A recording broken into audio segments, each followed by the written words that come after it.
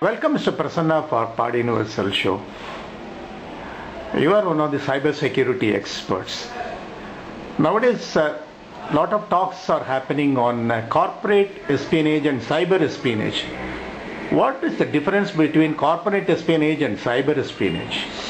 See, traditionally corporate espionage would mean that people actually who are trying to spy on a corporate, they are trying to use the normal mechanisms like, a fax machine, which is sending out information.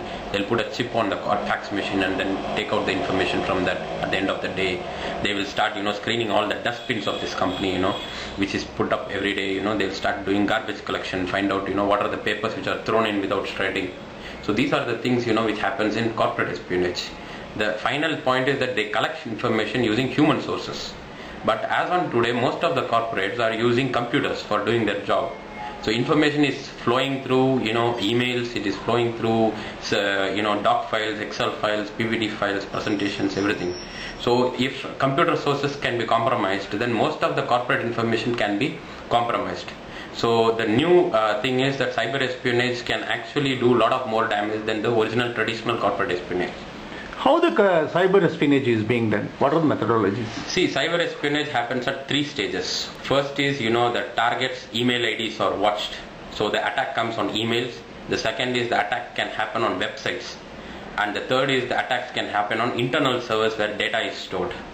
So for example, if you see spoofed emails, so mails can come in, as if somebody in the internal corporate has actually sent the email.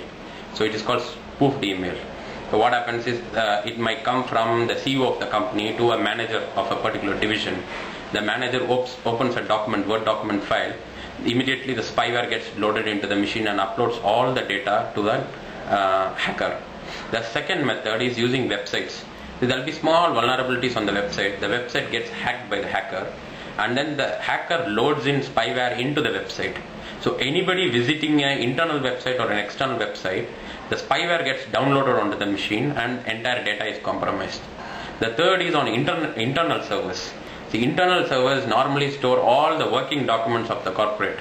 So hackers can actually target the internal server and grab the data. There are tools which can do those kind of things. In India, what is the impact of such cyber espionage? How many companies are being targeted? Do you have any data? Yeah, see, in India there are at least 20 to 30 top-notch companies every month which are getting targeted, and at least 3,000 email IDs are watched every month. And this is the kind of statistics we have for cyber espionage. But the problem is most of the corporates are not even aware that they are being watched. How many top-notch companies are there in India? Because you say 20 to 30. How many are there? At least 250 to 300 top-notch companies are there in India. Don't you think that it is high in number? Yes, it is. And the problem is most of them are not even aware about it.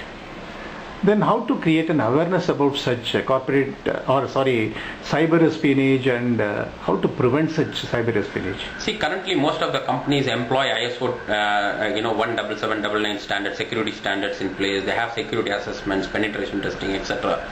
But the problem is cyber espionage is a very, very small thing which is done by black hat hackers around the world. And most of them deploy advanced techniques, which are not addressed by existing security standards and existing tools. So more cyber security experts should come in who have a knowledge of cyber espionage. They should be trained for this purpose, who can identify cyber espionage, and then they can train corporates in cyber espionage. You say about the black hat hackers. Which are the countries that are producing black hat hackers? From which countries the attacks are coming? See, most of the black hat hackers come from East Europe, they come from Russia, and now China is becoming very popular. How India can counter that? See, India has to produce more number of cyber security experts, at college level, who can actually, start working on cyber espionage areas, and they should learn how to counter cyber espionage. So till we do not work on that area, it's very difficult for us to protect ourselves. Don't you think such a training also is a double-edged weapon? Suppose giving a training on a corporate espionage may also lead some of the bad elements to know the techniques and then try to attack. True. See, any of these cyber espionage tools are double-edged swords, and it has to be, very, very limited amount of training should be given after verifying enough about a person's background. Otherwise, it can lead to actually we creating problems for ourselves. What is the final message for the Indian corporates to protect themselves? See, corporates should take enough care. Just by doing security standards and security assessments is not enough.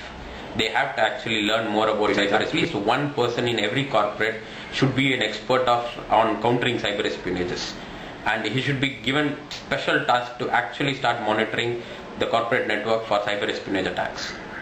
Is there any role for the government of India to protect the corporates and prevent such attacks? See, Government of India has got CERT, Central Emergency Response Team. The Army has got a separate CERT. The CERT gets most of the information from across the globe. Some of the information could be distributed to private sector, which could lead them to protect themselves more efficiently.